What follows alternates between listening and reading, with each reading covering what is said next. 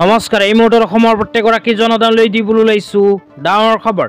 তো যিসকল মানুহে ভিডিঅ'টোত ক্লিক কৰিছে অনুগ্ৰহ কৰি ভিডিঅ'টো স্কিপ নকৰি প্ৰথমৰ পৰা শেষলৈ চাই থাকিব, কিয়নো এইটো ভিডিঅ'ৰ মাজত কৃষকসকলৰ পৰা আৰম্ভ কৰি শ্ৰমিকসকললৈ কেইখনমান গুৰুত্বপূৰ্ণ খবৰ প্ৰদান কৰিম। অনুগ্ৰহ কৰি ভিডিঅ'টো স্কিপ নকৰি প্ৰথমৰ পৰা শেষলৈ চাই থাকিব। লগতে মোৰ চেনেলত নতুন হ'লে প্লিজ চেনেলটো ছাবস্ক্ৰাইব কৰি মোৰ লগত থাকিব আৰু ভিডিঅ'টো ভাল লাগিলে অনুগ্ৰহ কৰি শ্বেয়াৰ কৰি দিব। তো তলত থকা শ্বেয়াৰ অপশ্যনত ক্লিক কৰি অনুগ্ৰহ কৰি ভিডিঅ'টো আপোনালোকে শ্বেয়াৰ কৰি দিব। তো বলক ভিডিঅ'টো আৰম্ভ কৰি আজিৰ প্ৰথমটো গুৰুত্বপূৰ্ণ খবৰৰ বিষয়ে বিস্তাৰিত জানি লওক। তো আজিৰ প্ৰথমটো গুৰুত্বপূৰ্ণ খবৰ হ'ল ৰঞ্জিত কুমাৰ দাস ডাঙৰীয়াই প্ৰদান কৰা কেইদিনমান আগত এখন আপডেট লৈ। তো ইয়াতে কি লিখা আছে পঢ়ি আপোনালোকক বিতংভাৱে বুজাই দিছোঁ। তো ইয়াতে লিখা আছে প্ৰধানমন্ত্ৰী কৃষি সিঞ্চাই যোজনা PMKSY আঁচনি কৃষি ক্ষেত্ৰৰ আমূল পৰিৱৰ্তন সাধনৰ বাবে ভাৰত চৰকাৰে লোৱা এক বিশেষ পদক্ষেপ।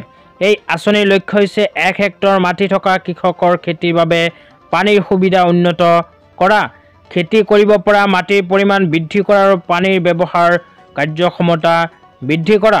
তাৰপিছত লিখা আছে বজালী জিলাত 100 গৰাকী কৃষকে প্ৰধানমন্ত্ৰী কৃষি সিঞ্চাই যোজনা আঁচনিখনৰ সুবিধা ল'ব পাৰিব।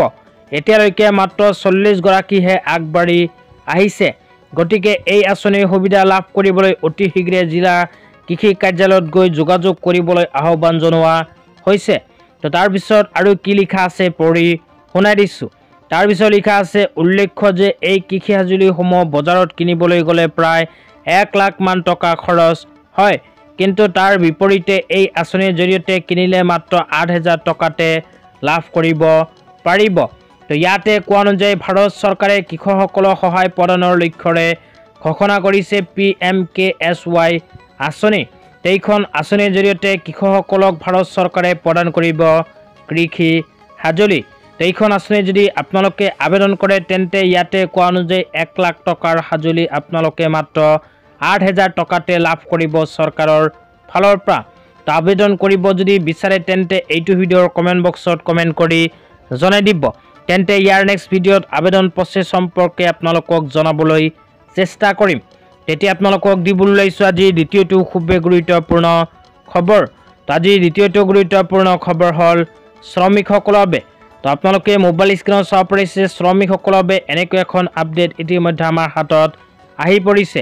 তো ইয়াতে কোৱা অনুযায়ী অসম চৰকাৰে শ্ৰমিকসকলৰ বাবে প্ৰতি মাহৰ 30 তাৰিখটো পেঞ্চনৰ দিন হিচাপে ঘোষণা কৰিছে। তো চাহ শ্ৰমিকসকলে প্ৰতি মাহৰ 30 তাৰিখত নিজৰ বেংক একাউণ্টত লাভ কৰে পেঞ্চন আঁচনিৰ টকা, কিন্তু চলিত ফেব্ৰুৱাৰী মাহটো 28 তাৰিখলৈকে সম্পূৰ্ণ হ'ব।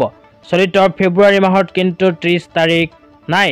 তো সেইকাৰণে আমি ক'ব পাৰোঁ 30 তাৰিখৰ পৰিৱৰ্তে চৰকাৰে হয়তো চলিত মাহত 28 ফেব্ৰুৱাৰী তাৰিখে ৰিলিজ কৰিব পেঞ্চন আঁচনিৰ টকা, কিন্তু চৰকাৰৰ ফালৰ পৰা এতিয়ালৈকে কোনো অফিচিয়েল আপডেট প্ৰকাশ কৰা নাই।